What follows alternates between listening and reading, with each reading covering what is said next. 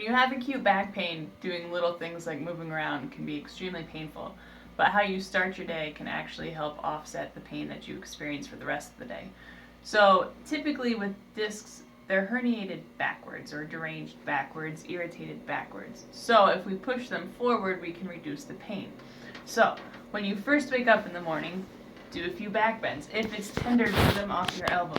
Just start going backwards, look up, relax your back into it. Right, so you're going to do a few of these just to get things moving. The pain will decrease with repetition. Then roll onto your side and push yourself up to the sitting position to get out of bed. Arch your back and do this whenever you're sitting and have to stand up. Arch your back, plant both feet. Keep that arch in your back as you stand up. The first few steps in the morning are going to be a little tender because the discs decompress. Overnight, they've been resting and getting more hydration and fluid, so they're a little plumper than they normally are during the day. So as you stand up, they squish down. So the first few steps are a little tender. Do a few back bends this way. You can go to the side a little bit.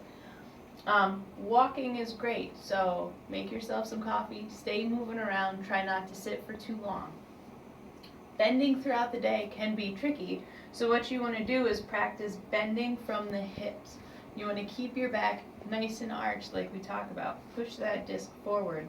You can use a broomstick to teach yourself how to bend at the hips.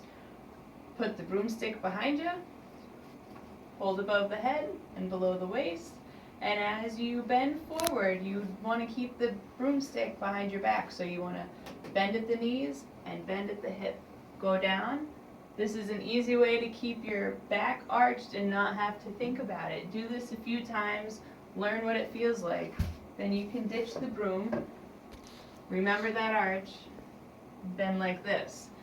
If you have something around and you're going to be tender, you can do the golfer's pickup, right? Like this. And lift one leg to break the pressure in your spine.